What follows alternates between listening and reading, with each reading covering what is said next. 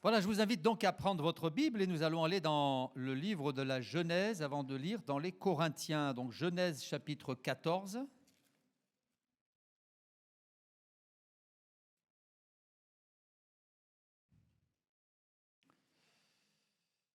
Genèse chapitre 14 et le verset 17 à 20. Après qu'Abraham fut revenu vainqueur de Kedorlaomer et des rois qui étaient avec lui, le roi de Sodome sortit à sa rencontre dans la vallée de Chavé, qui est la vallée du roi. Melchisédek, roi de Salem, fit apporter du pain et du vin. Il était sacrificateur du Dieu Très-Haut. Il bénit Abraham. Et il dit, béni soit Abraham par le Dieu Très-Haut, maître du ciel et de la terre. Béni soit le Dieu Très-Haut, qui a livré tes ennemis entre tes mains. Et Abraham lui donna la dîme de tout. Et puis, dans la première aux Corinthiens, première lettre aux Corinthiens, chapitre 16.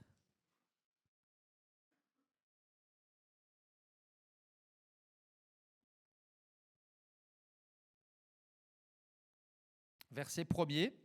Pour ce qui concerne la collecte en faveur des saints, agissez, vous aussi, comme je l'ai ordonné aux églises de la Galatie, que chacun de vous, le premier jour de la semaine, mette à part chez lui ce qu'il pourra, selon sa prospérité, afin qu'on n'attende pas mon arrivée pour recueillir les dons. Et quand je serai venu, j'enverrai avec des lettres pour porter vos libéralités à Jérusalem les personnes que vous aurez approuvées. Si la chose mérite que j'y aille moi-même, elles feront le voyage avec moi. J'irai chez vous quand j'aurai traversé la Macédoine, car je traverserai la Macédoine. Amen. Je vais me livrer ce matin à un exercice difficile.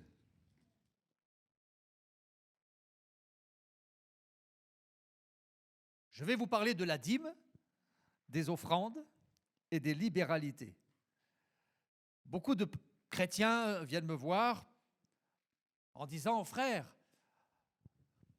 on aimerait en savoir un peu plus sur la dîme, sur les offrandes, sur les libéralités. Est-ce que vous ne pourriez pas prêcher sur ce sujet ? Et je vous avoue que ce n'est pas un sujet que j'aime aborder. Et je sais que nous qui sommes français, quand on aborde ce genre de thème, on doit commencer à marcher sur des œufs. Vous savez qu'il y a des tabous en France. Et celui-ci en fait partie. L'argent. On peut parler de tout, un Français, mais ne surtout pas lui parler d'argent, de salaire. Et c'est un sujet qui, en France en tout cas, est délicat. Alors je sais qu'il y a des prédicateurs qui sont très à l'aise dans ce domaine, qui vont aborder le sujet sans aucune retenue, sans aucune difficulté, mais je pense qu'il est quand même bon et sain, SAIN, de prendre des précautions lorsqu'on aborde de tels sujets. Alors on va parler de la dîme, des offrandes et des libéralités. Ce texte nous parle, en tout cas dans le livre de la Genèse, il est question d'un homme qui s'appelait Melchisédek. Et donc Melchisédek se présente devant Abraham après qu'il fut revenu vainqueur de cette guerre contre Kedorlaomer. Et il y a des détails très intéressants concernant cet homme, Melchisédek, qui, vous le savez, était et est toujours une préfiguration du Christ. Il est dit de Melchisédek qu'il était sacrificateur, comme Jésus, qui est notre souverain sacrificateur. Il est dit de Melchisédek qu'il était roi de justice. Et cela nous rappelle que, eh bien, Christ nous a justifiés, puis il est roi aussi. Et donc, ce texte est une préfiguration de Christ. Il est dit que Melchisédek était roi de Salem, ce qui signifie roi de paix. Et celui qui nous donne la paix, eh bien, c'est Jésus qui nous permet de faire la paix avec le Père Céleste. Il est dit aussi de ce Melchisédek qu'il n'avait ni commencement ni fin de jour, pas de généalogie. Et il y a vraiment, eh bien, lorsque nous lisons ce passage, il y a en nous ce sentiment que Melchisédek est l'incarnation du Christ, le type même de Jésus-Christ, puisque Jésus est éternel, nous le savons, il n'a ni commencement, le Fils de Dieu n'a ni commencement ni fin de jour. Et puis enfin, eh bien, il apporta la bénédiction. Melchisédek a béni Abraham. Et qui nous a bénis si ce n'est Jésus? Et face à cela, eh bien, il est dit qu'Abraham lui donna la dîme de tout. Il va donc certainement lui faire des présents en grand nombre, puisque Abraham était un homme fort riche, nous en reparlerons tout à l'heure, et il va donc offrir la dîme de tout ce qu'il possédait, 10% de ses richesses, de ses biens, déposés aux pieds de Melchisédek, le type de Jésus-Christ. Et donc, ce texte, c'est le premier texte qui nous parle de la dîme. Il y a dans la Bible, en tout cas dans la version second, Louis II, 48 textes qui nous parlent de la dîme. Et ce texte est le premier d'entre eux. Ce que je note, c'est que si Abraham a donné la dîme de tout à Melchisédek, qui était sacrificateur du Dieu Très-Haut, eh bien, ce n'était pas pour s'attirer la bénédiction ou la richesse, parce qu'il était déjà riche et il avait déjà été béni. Mais le fait qu'il offre cette dîme à Melchisédek était, à mon sens, eh bien, un geste de reconnaissance. La générosité d'Abraham était un geste de reconnaissance. Il n'y avait pas de calcul dans ce geste. Si Abraham a donné la dîme, ce n'était pas pour recevoir quelque chose en retour, parce qu'il avait déjà été béni. Et je pense que ce point est très important, parce qu'il y a beaucoup de gens qui considèrent, et beaucoup de gens qui prêchent, que nous devons donner notre dîme si nous souhaitons être bénis. Et d'ailleurs, vous le savez maintenant, depuis quelques années, il y a cette doctrine qui circule dans certains mouvements évangéliques et sur la toile, sur Internet, des prédicateurs et certains des prédicateurs de renom qui annoncent cet évangile, cette prédication sur la prospérité, l'évangile de la prospérité. Vous avez entendu parler de cet évangile-là. Et selon ces prédicateurs notoires, eh bien, plus vous donnerez à Dieu, plus il vous donnera. Mais je pense que c'est une vision tronquée de la personne du Seigneur. Dieu désire nous bénir parce qu'il nous aime. Et il n'y a pas à monnayer la bénédiction de Dieu. Nous ne sommes pas là à donner notre dîme en disant « Seigneur, j'espère que j'aurai un retour ». Non. Non, c'est une vision tronquée de la personne du Seigneur. Dieu avait béni Abraham parce qu'il l'aimait. Et Abraham va offrir sa dîme en geste de reconnaissance. Il n'y avait pas de calcul dans le geste spontané de cet homme de Dieu, de ce patriarche. Et nous ne devons pas avoir une démarche remplie de calculs. Lorsque nous donnons au Seigneur, nous lui donnons parce que nous lui sommes reconnaissants. Il est notre roi, il est notre sauveur. Et notre générosité ne doit pas être conditionnée à ce que Dieu va nous rendre. Qu'il nous rende gloire à Dieu, qu'il ne nous rende pas gloire à Dieu aussi. Alors la dîme, c'est une expression que nous retrouvons partout dans la Bible. Je note bien, partout dans la Bible. Ceci étant, je dois quand même préciser, si je veux être honnête, que la dîme, c'est une expression qui quand même est une particularité de l'Ancien Testament. Nous la retrouvons essentiellement dans l'Ancien Testament, même si dans le Nouveau Testament, il y a quelques textes qui citent la dîme, notamment dans Hébreux 7 et puis dans quelques évangiles, mais l'expression dîme, c'est une expression de l'Ancien Testament. Elle est très rare dans le Nouveau Testament. Je vous ai noté quelques versets très rapidement sur le papier. Dans Matthieu 23, par exemple, au chapitre 23, verset 23, il est dit des pharisiens qu'ils payaient la dîme de la menthe, de la nette et du cumin. Donc on retrouve l'expression dîme dans l'évangile de Matthieu. Puis Luc en parle aussi. Lorsque le Seigneur présente la parabole du publicain et du pharisien, le publicain se frappe la poitrine, il est là, honteux des péchés qu'il a commis, il est dans la contrition et la repentance. Et le pharisien, quant à lui, eh bien, est sur le devant de la scène et il se vante de sa religiosité et il va dans sa prière s'adresser au Seigneur en lui disant « Vois-tu, Seigneur, je ne suis pas comme le reste des hommes. Je suis quand même au-dessus des autres. Parce que je jeûne 2 fois par semaine. Et surtout, Seigneur, je donne la dîme de tous mes revenus. » Et on a vraiment l'impression que Dieu lui est redevable. Alors qu'en réalité, Dieu ne nous doit rien. Et quand tu aurais donné la dîme de tous tes revenus, Dieu ne te sera pas redevable. Dieu ne te devra rien. Un homme de l'Ancien Testament a dit « Nous t'offrons ce que tu nous as offert. Nous recevons de ta main ce que tu nous as offert. » En réalité, c'est lui qui nous donne tout. Alors le peu que nous allons lui rendre, qu'est-ce que c'est? Dieu ne nous est pas redevable. Et le pharisien se trompait. On a le sentiment que les pharisiens, d'une manière générale, dans le Nouveau Testament, utilisaient la dîme pour se glorifier, pour attirer les faveurs du Seigneur, pour s'octroyer quelques bénédictions. Ils se trompaient. Et hélas, on retrouve aujourd'hui ce même sentiment, ce même principe dans l'évangile de la prospérité. Et certains vous diront, mais plus vous serez généreux avec Dieu et plus vous allez vous enrichir. Je crois, oui, que nous allons nous enrichir, mais surtout des richesses spirituelles. Eh oui, ce sont ces richesses-là que le Seigneur souhaite nous donner. Je ne dis pas que Dieu ne prendra pas soin de vous. Je crois qu'il le fera et on va en parler. Mais notre objectif n'est pas de remplir notre compte en banque en donnant notre dîme. Alors ça peut arriver qu'on s'enrichisse. Et tant mieux pour vous si c'est votre cas.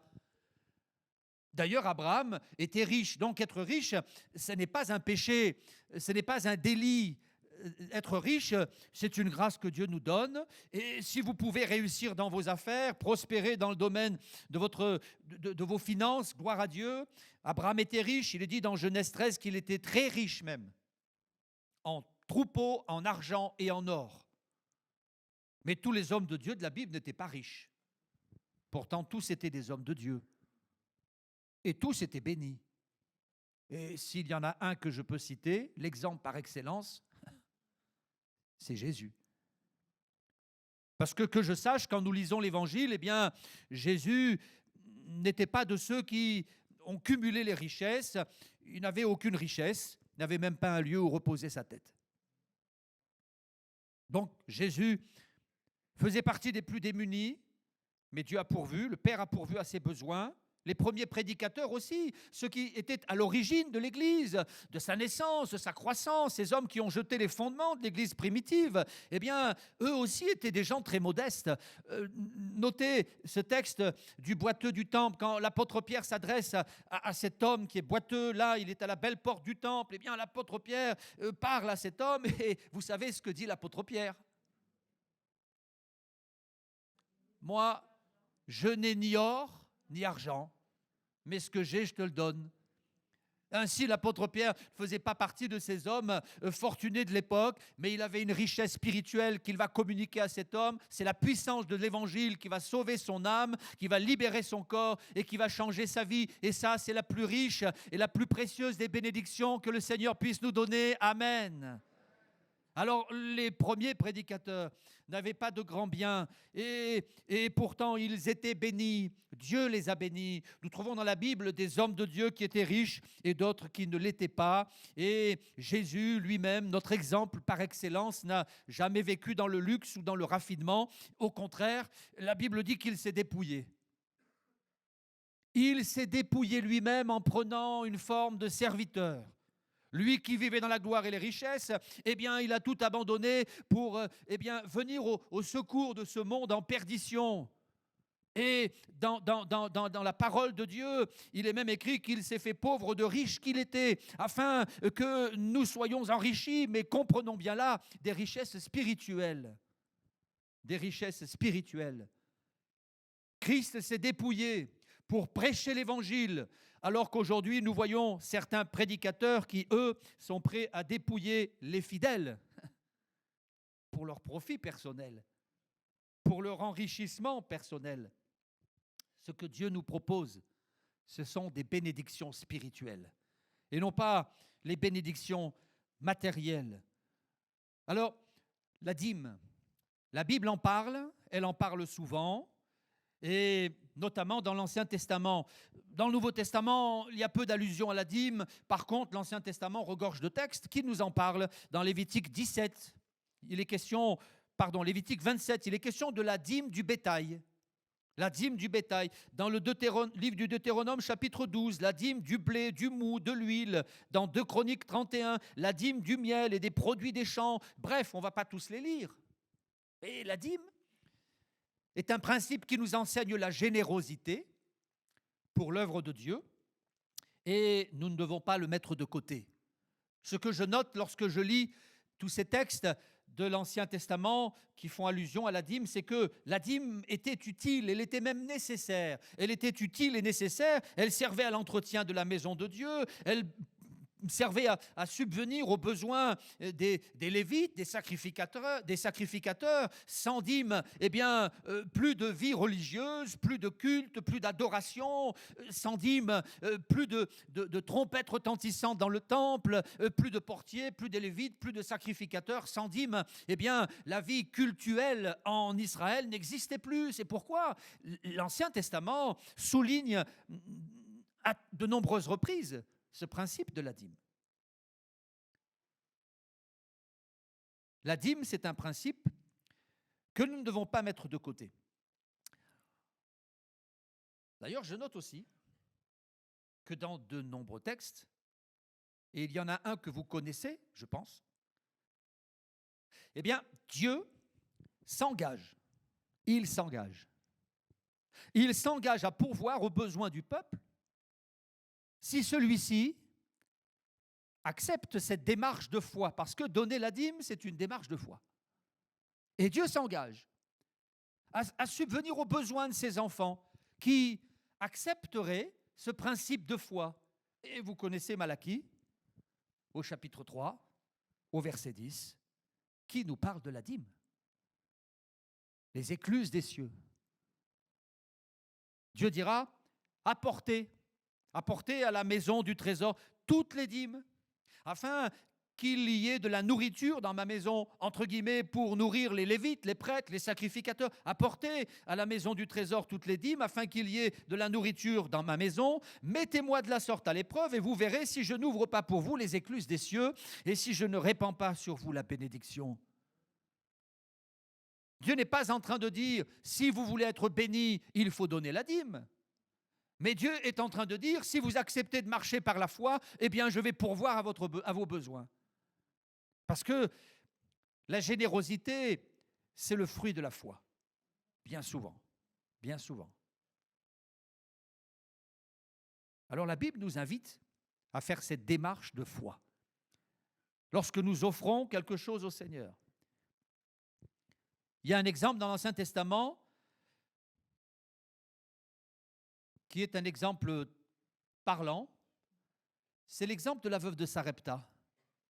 Quand Élie va inciter la veuve de Sarepta à lui offrir de quoi manger, il va se présenter devant cette veuve dans 1 Roi 17, au verset 12. Cette veuve, eh bien, est là, elle s'affaire, elle regarde ses placards qui sont complètement vides. Et voilà que le prophète se présente à elle. Et Élie lui dit, écoute, j'ai pas mangé depuis bien longtemps, j'aimerais que tu me prépares un petit morceau de pain, une petite galette.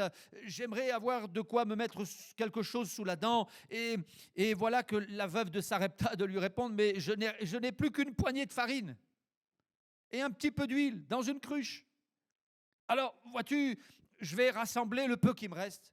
Je vais faire une petite galette, et puis je vais en donner la moitié à mon fils et le reste pour moi, et puis après nous allons mourir.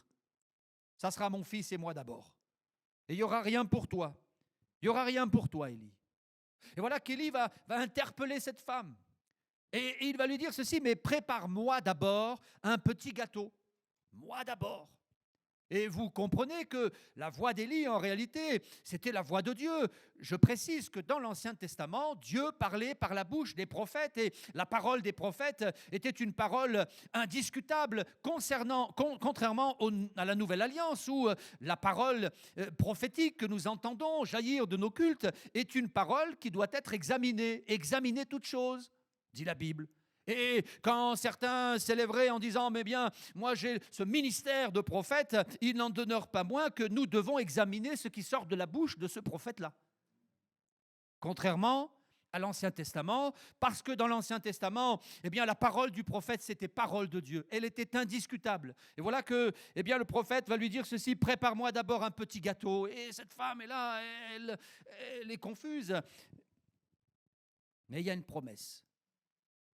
Et cette promesse est la suivante, la farine qui est dans le pot ne manquera pas, et l'huile qui est dans la cruche ne diminuera pas. Et cette femme va saisir cette promesse. Et par la foi, elle va faire un acte de générosité, un acte fou. Elle va faire petit gâteau avec ce qui lui reste, et elle va l'offrir au prophète. Et le récit nous dit que plus tard, la farine qui était dans le pot ne manqua pas. Prépare-moi d'abord. Parce que vous savez que bien souvent, Dieu dit dans sa parole, moi d'abord. Et s'il le dit, c'est parce qu'il a le droit de le dire, parce qu'il est Dieu. Si un homme vous disait ça, vous diriez, mais c'est quand même un peu impoli, c'est quand même un peu déplacé, moi d'abord. Mais là, c'est Dieu.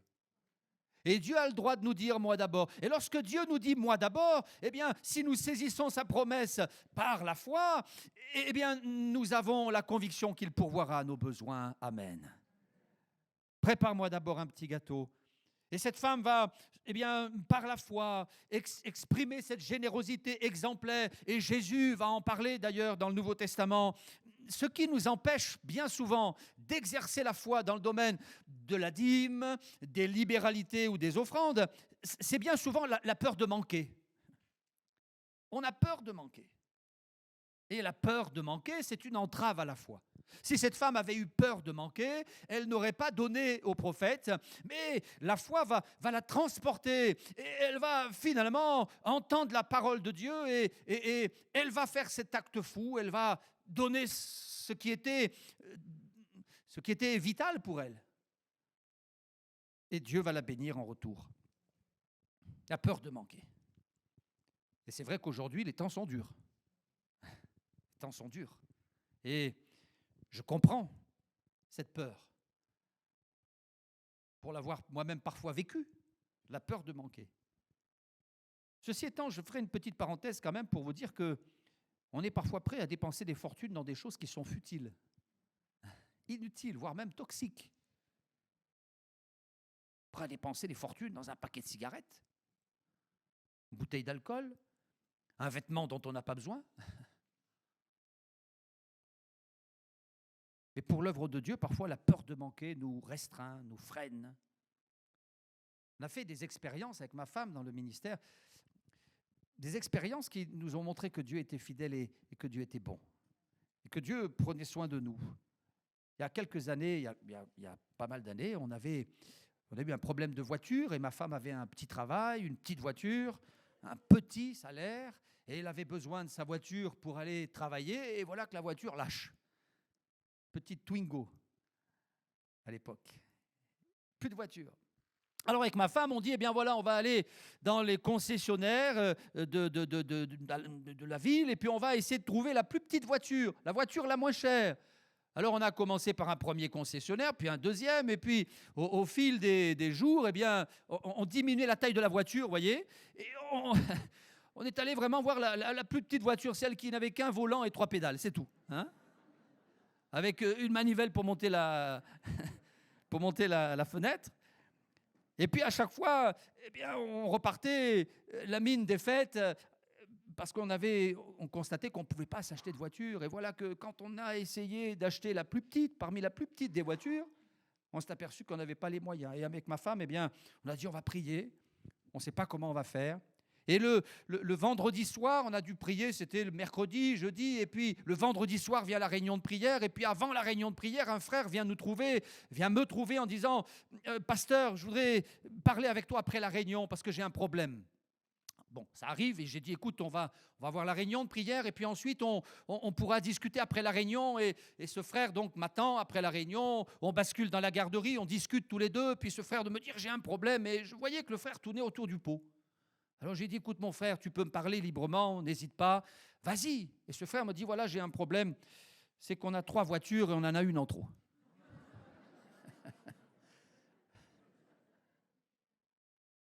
Oui. Et avec le Seigneur, j'ai prié, dans mon cœur, j'ai ressenti que eh bien, cette voiture, il fallait que je la donne à quelqu'un. Oui. Et mon problème, c'est que je ne voulais pas que ça vienne de moi, je voulais que ça vienne de ma femme. Alors j'ai prié le Seigneur, j'ai dit, Seigneur, parle au cœur de ma femme. Et voilà que aujourd'hui à midi, ma femme est venue me voir et m'a dit, écoute, Ça fait des jours et des jours qu'on essaie de vendre cette voiture, personne n'en veut, on n'a qu'à la donner. Alors j'ai dit, là, c'est bon, c'est le feu vert du Seigneur, le feu vert de ma femme. Et on a discuté avec ma femme et on voulait vous proposer cette voiture. Alors vous savez, là, je suis resté comme ça. Oui. Mais dans mon cœur, j'avais envie de sauter de joie. Et j'ai dit, écoute, bon, si ça peut te rendre service, pourquoi pas. Et quand je suis rentré après la réunion de prière, que j'ai parlé à ma femme, eh bien on s'est réjouis. Et on a dit que ma femme, vraiment, Dieu est bon, parce qu'il connaît nos besoins. Et vous savez, dans le ministère, on a eu des périodes de vaches maigres et des périodes de vaches grasses. Et on a béni Dieu quand on était dans les périodes de vaches grasses, de vaches grasses. Et on a béni Dieu aussi quand on était dans des périodes de vaches maigres. Mais cela ne nous a jamais empêché de louer le Seigneur et de le servir. Oui. Parce que, en réalité, notre service, notre amour, notre dévotion pour le Seigneur n'est pas conditionné à ce que Dieu va nous donner ou ne pas nous donner. Mais Dieu pourvoit à nos besoins. Parce que si parfois nous ne sommes pas généreux, Dieu, lui, est généreux. Amen. Dieu, lui, est généreux. Alors, j'ai eu à cœur de vous parler de la dîme et des libéralités. J'en suis à la moitié de mon message et le culte devrait se terminer maintenant. Mais on va quand même déborder un peu. Parce que si l'expression dîme est une expression qui est propre à l'Ancien Testament, dans le Nouveau Testament, il est peu fait allusion à la dîme, mais il y a un autre mot qui jaillit et qui est là, présent dans les textes bibliques, c'est le mot libéralité. Les libéralités, Paul en parle à plusieurs reprises dans la deuxième lettre aux Corinthiens, chapitre 8. J'aimerais que nous lisions ce passage dans 2 Corinthiens, chapitre 8, verset 1er. 2 Corinthiens, chapitre 8, verset 1er.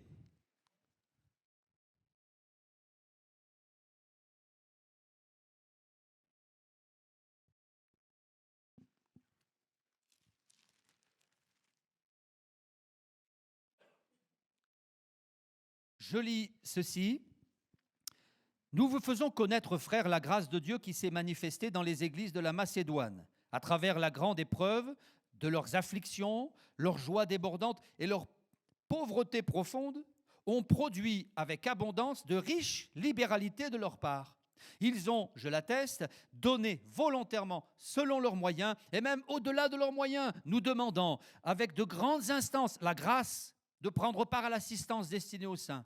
Et non seulement ils ont contribué comme nous l'espérions, mais ils se sont d'abord donnés eux-mêmes au Seigneur, puis à nous par la volonté de Dieu. Amen. Voilà ce témoignage de l'apôtre Paul qui s'adresse aux Corinthiens. Nous vous faisons connaître la grâce de Dieu qui s'est manifestée dans les églises de la Macédoine. Et il raconte la générosité de ces chrétiens. Et ce qui me saute aux yeux dans ce passage, c'est que ces gens avaient été profondément généreux, alors qu'ils étaient aussi profondément pauvres. Il est dit, à travers la grande épreuve de leurs afflictions, leur joie débordante et leur pauvreté profonde ont produit avec abondance de riches libéralités. Ces hommes étaient très pauvres, mais ils ont été aussi très généreux. Très généreux. Leur pauvreté profonde. Je remarque parfois que les gens les plus modestes sont parfois les plus généreux. C'est ainsi. Et ces chrétiens étaient d'origine modeste, mais ils avaient été particulièrement généreux. Et Paul va être touché par cette générosité que j'appellerais une générosité spontanée, parce qu'il est aussi dit dans ce texte, ils ont, je l'atteste, je l'affirme, donné volontairement, selon leurs moyens. C'était un geste volontaire. Et au travers de cette précision, je comprends que Paul n'avait pas fait pression sur ces hommes. Il n'y avait pas eu de manipulation mentale, de pression, de menaces, de doctrine tronquée. Non, l'apôtre Paul n'avait pas fait pression. Mais ces gens avaient donné spontanément, volontairement. Et savez-vous pourquoi ? Eh bien parce que lorsqu'ils s'étaient convertis, il est écrit qu'ils s'étaient donnés eux-mêmes. Il est dit Non seulement ils ont contribué comme nous l'espérions, mais ils se sont d'abord donnés eux-mêmes au Seigneur. Ils s'étaient convertis. Un jour, un homme a rendu témoignage. C'était le trésorier d'une église où j'étais pasteur. Et cet homme a dit à l'église, voilà, il y a des années, je me suis converti, une trentaine d'années, je me suis converti, j'ai donné mon cœur, mon âme, mes mains, j'ai tout donné au Seigneur, mais il y a une partie de moi qui n'était pas convertie. C'était mon portefeuille. J'ai tout donné sauf mon portefeuille. Et un jour, j'ai demandé pardon au Seigneur. J'ai dit, bien voilà, mes biens, ils sont à toi, je te les offre. Et à partir de là, eh bien, j'ai expérimenté la foi, la générosité. Et ces chrétiens s'étaient donnés tout entier au Seigneur.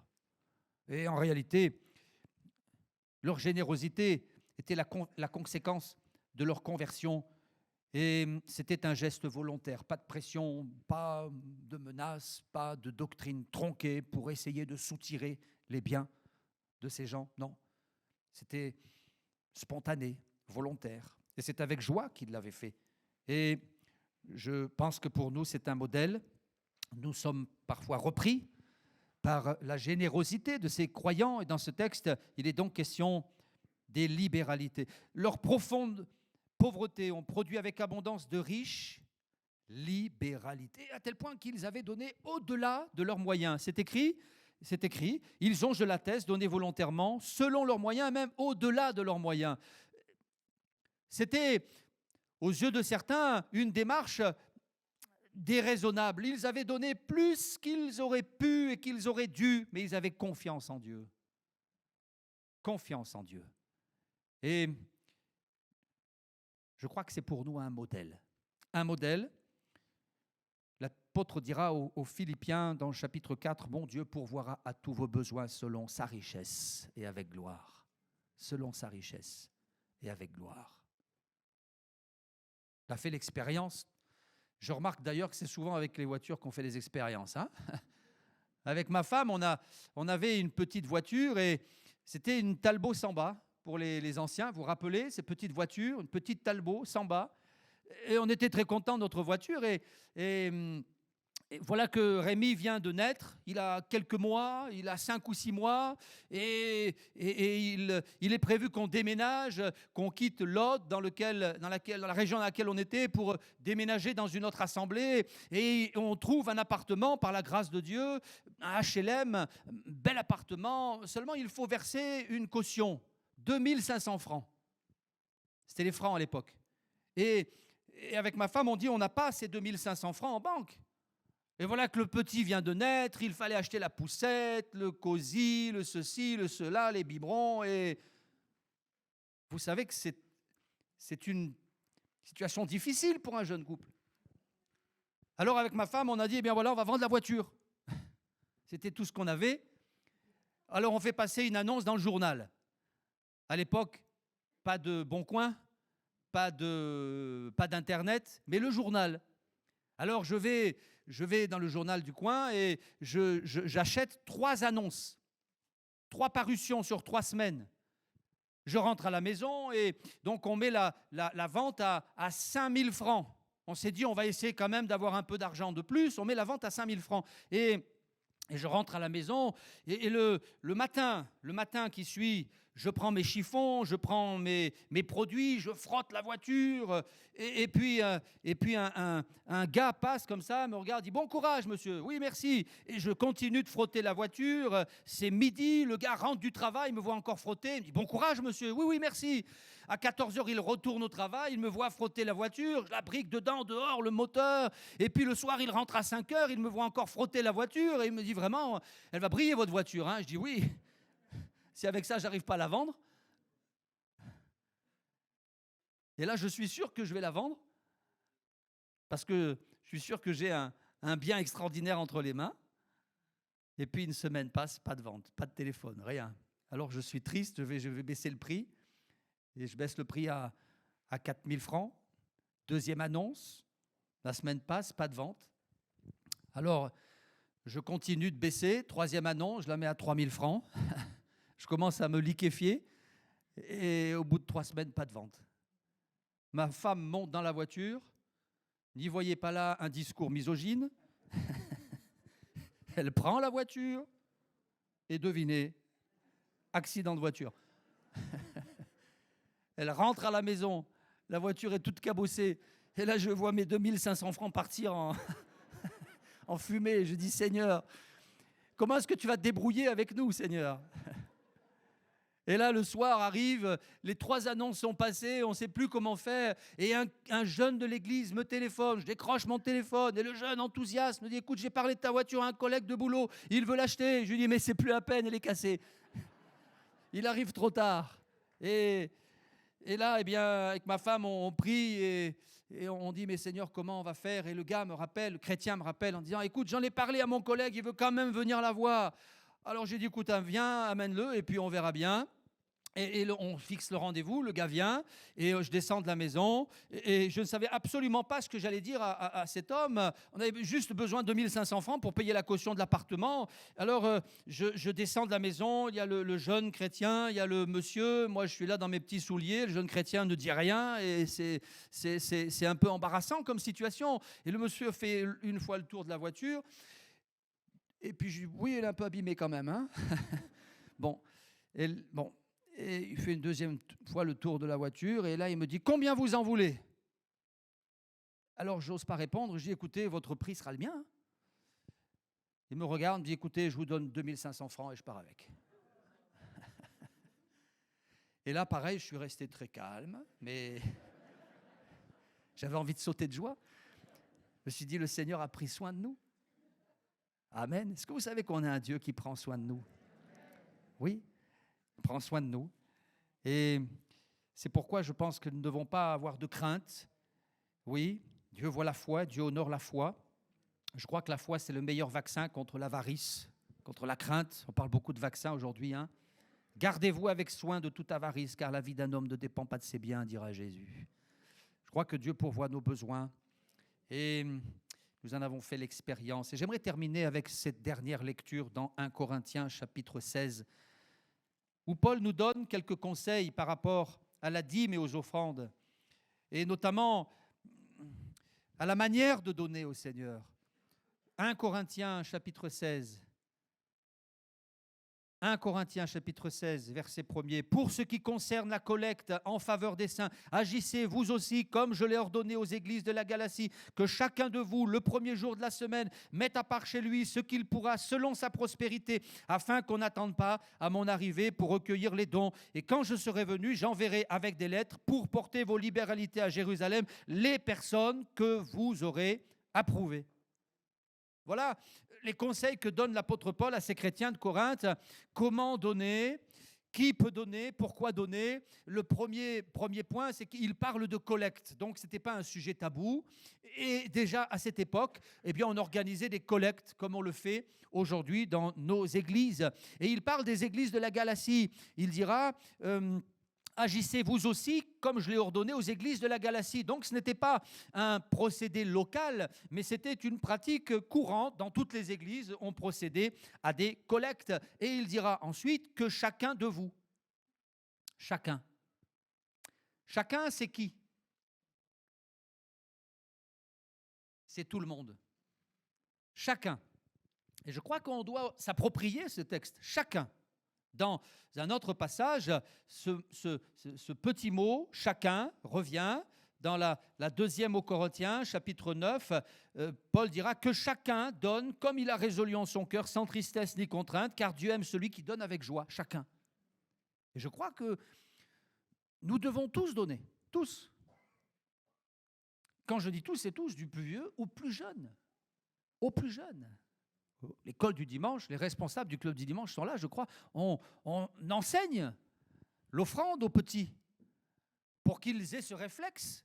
Et vous, parents, je vous invite à donner une petite pièce à votre enfant quand il vient au club du dimanche. Si c'est 50 centimes, gloire à Dieu. Si c'est plus, gloire à Dieu. Mais peu importe le montant. Mais le geste est important. Que nos enfants apprennent la générosité. Ça s'apprend depuis tout petit. Déjà tout petit. Chacun. Et puis, il dira ceci, que chacun, que je retrouve le texte, que chacun de vous, le premier jour de la semaine, mette à part chez lui ce qu'il pourra. Le premier jour de la semaine. Pourquoi? Eh bien, parce qu'à l'époque, on était payé à la semaine. Donc le premier jour de la semaine, c'était le dimanche. Et là, eh bien, on venait de recevoir le salaire. Et Paul dira, mettez de côté la part du Seigneur quand vous avez reçu votre salaire. N'attendez pas la fin de la semaine. Parce que parfois, on aurait tendance à dire, Seigneur, voilà, je fais mes calculs, j'ai reçu mon salaire, je paye ceci, cela, et puis on verra à la fin du mois, et ce qui me restera, je te le donnerai, Seigneur. Seulement, à la fin du mois, la part du Seigneur s'est volatilisée. C'est pourquoi l'apôtre dit, mais le premier jour de la semaine, on pourrait transférer dans notre jargon courant, le premier jour du mois, quand on commence le mois, on met de côté la part que l'on souhaite donner au Seigneur avant que le salaire fonde comme neige au soleil, que chacun de vous, le premier jour de la semaine, mette à part chez lui ce qu'il pourra. Je m'arrête encore chez lui. Chez lui. Ça veut dire que qu'on l'appelle la dîme, les offrandes, les libéralités, c'est une affaire privée, chez vous. Ça ne regarde personne. Personne n'a pas à savoir ce que vous donnez ou ce que vous ne donnez pas. C'est privé, chez vous, chez lui, c'est confidentiel. Et puis, il continue en disant ce qu'il pourra. Ce qu'il pourra. Alors ça, je m'arrête encore, parce que c'est une expression intéressante, que chacun de vous, le premier jour de la semaine, mette à part chez lui ce qu'il pourra. Alors là, on est heureux parce qu'on comprend qu'en réalité, derrière la libéralité, il y a le mot liberté, et en réalité, eh bien, on peut faire ce qu'on veut. D'ailleurs, la bonne nouvelle de la matinée, c'est que vous faites ce que vous voulez. On ne va pas aller vérifier si vous donnez, si vous ne donnez pas, ce qu'il pourra. Mais vous savez, au travers de cette expression, eh bien, j'aimerais vous dire ceci, c'est que si dans l'Ancien Testament, la dîme imposait aux chrétiens de donner 10% de leurs revenus, eh bien, dans le Nouveau Testament, eh bien, on donne ce qu'on peut. Ça veut dire que si on peut donner plus, il faut donner plus. J'attendais un engouement en général, mais là, non, là, ça a fait un flop. Si on peut donner plus, on peut donner plus. Et en réalité, quand le cœur y est, eh bien la générosité devient débordante. Alléluia! Vous connaissez l'histoire de cet homme qui a dit au Seigneur, moi, je voudrais faire fortune. Et si je fais fortune, Seigneur, eh bien, je ne te donnerai pas ma dîme. Ah bon? Non. La dîme, je vais la garder pour moi. Et je vais vivre avec. Et tout le reste, je te le donnerai. Et cet homme a donné 90% de ses biens au Seigneur. Alors en réalité, on peut donner plus. On peut donner plus. On a le droit. Que chacun de vous, le premier jour de la semaine, mette à part chez lui ce qu'il pourra selon sa prospérité, afin qu'on n'attende pas mon arrivée pour recueillir les dons. Et quand je serai venu, j'enverrai avec des lettres pour porter vos libéralités à Jérusalem les personnes que vous aurez approuvées. Donc il y avait des personnes qui étaient désignées pour la gestion, pour gérer la question financière. Et on s'aperçoit que, en réalité, notre mode de fonctionnement ressemble de très près à ce qui se faisait dans l'Église primitive. On ne les appelait pas le trésorier, le vice-trésorier, le conseil d'administration, mais c'était des frères, des personnes désignées qui avaient reçu la confiance de l'Église, qui avaient été approuvées, dit ce texte, et qui s'occupaient de la question financière. Alors j'ai eu à cœur de partager cette réflexion, cette étude avec vous ce matin sur la dîme, les offrandes, les libéralités. Et je voudrais vous inviter ce matin à expérimenter la générosité de Dieu. Faites l'expérience de la foi et vous verrez combien Dieu est bon et combien il est grand. Amen.